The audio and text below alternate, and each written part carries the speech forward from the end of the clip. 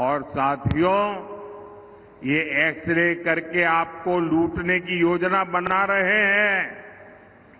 क्या आप उनको आपकी संपत्ति छीनने का अधिकार देंगे क्या? इनको चुनाव में जीतने देंगे क्या?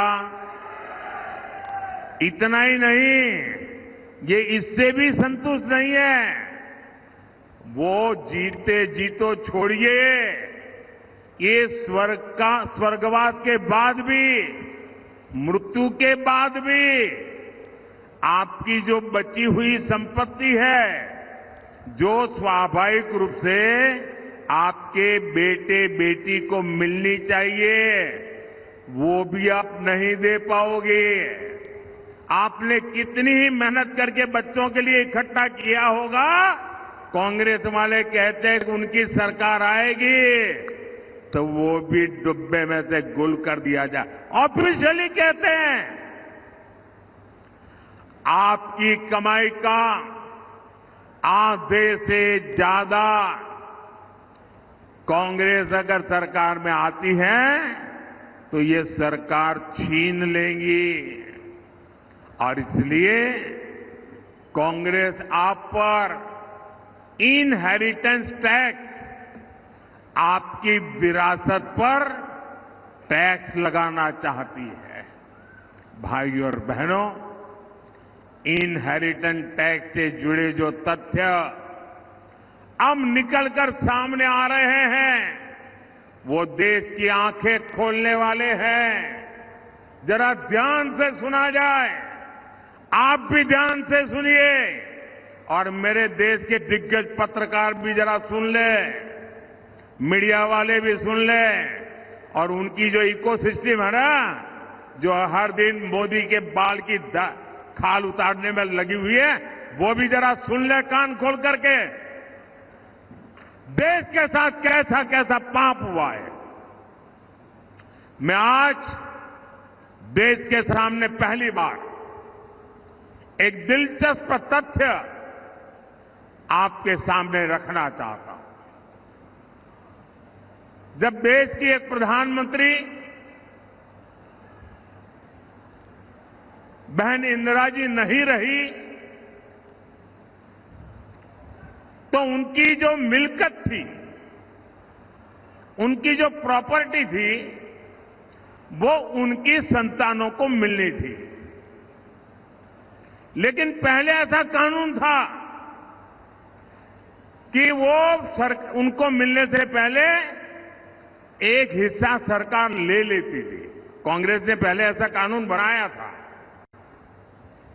तब चर्चा थी और व्यापक रूप से चर्चा थी कि जब इंदिरा जी नहीं रही और उनके बेटे राजीव गांधी जी को ये प्रॉपर्टी मिलने की थी, लिख करके गई थी, तो अब सरकार को पैसा चला न जाए, प्रॉपर्टी को बचाना था, तो इन्होंने क्या कर दिया, उस प्रॉपर्टी को बचाने के लिए अपनी माता इंदिरा गांधी से मिले हुए पैसों को बचाने के लिए उस समय के प्रधानमंत्री श्रीमान राजीव गांधी ने अपनी संपत्ति बचाने के लिए पहले जो इनहेरिटेंस कानून था उसको समाप्त किया और खुद के पैसे बचा लिए। खुद पर आई तो कानून हटा दिया और अब वहां मामला निपट गया तो आज फिर सत्ता पाने के लालच में ये लोग वही कानून ज्यादा कड़ाई से वापस लाना चाहते हैं। बिना टैक्स के अपने परिवार की चार पीढ़ियों की अकूत धन दौलत हासिल करने के बाद अब ये लोग आप जैसे सामान्य मानवी की विरासत, आपकी मेहनत की कमाई जो आपने अपने बच्चों के लिए बचत करके रखा है, उस पर टैक्स लगा करके आधी संपत्ति लूटना चाहते हैं।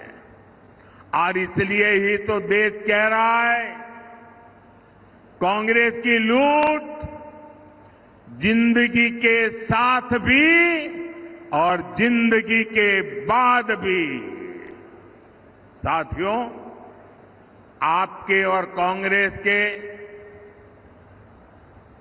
आपके साथ खिलवाड़ करने के उनके जो इरादे हैं, कांग्रेस के इन खतरनाक इरादों के बीच आपके हकों की रक्षा के लिए ये मोदी दीवार बन के खड़ा है।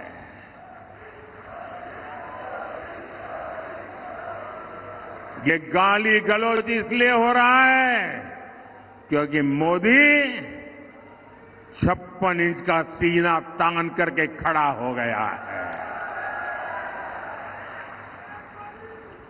इनके मंसूबे सफल नहीं होंगे,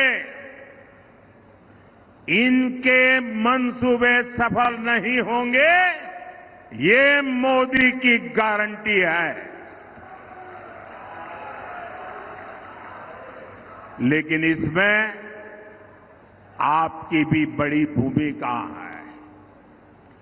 मुरैना से संगठन में मेरे साथ जिन्होंने वर्षों तक काम किया, जब मैं संगठन महासचिव हुआ करता था तब हमारे शिव मंगल जी यहां महासचिव हुआ करते थे। ऐसे मुरैना से हमारे शिव मंगल सिंह जी तोमर, भिंड से हमारी बहन संध्या राय और ग्वालियर से हमारे साथी भरत सिंह कुशवाहा जी। 7 मई को इनको जितनी ज्यादा संख्या में वोट मिलेंगे, मोदी उतना ही मजबूत होगा। आपका एक एक वोट मोदी को जाएगा। कमल पर आप बटन दबाएंगे, आपका वोट सीधा सीधा मोदी को जाएगा। और इसलिए मोदी आज आपसे आशीर्वाद मांगने आया है। मोदी आपसे कमल के निशान पर बटन दबाने के लिए प्रार्थना करने के लिए आया है।